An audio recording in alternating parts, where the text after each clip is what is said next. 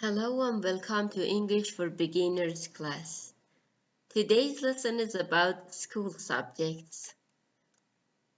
The first one, PE. Complete name is Physical Education, PE. Math or Mathematics, Math. English. You learn about English language. Geography. In geography lesson, you learn about places. History. History. In history lesson, you learn about people's life in the past. Science. Science.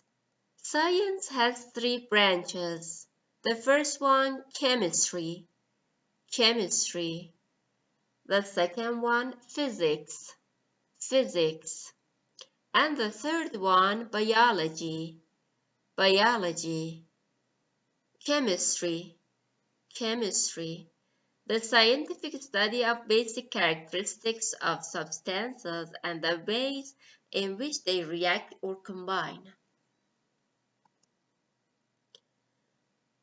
Physics. Physics. The scientific study of matter and energy and the effect that they have on each other. Biology. Biology. The scientific study of the natural processes of living things. Art. Art. Music. Music.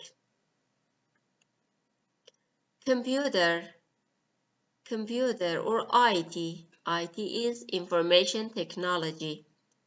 Do you have computer classes in your school?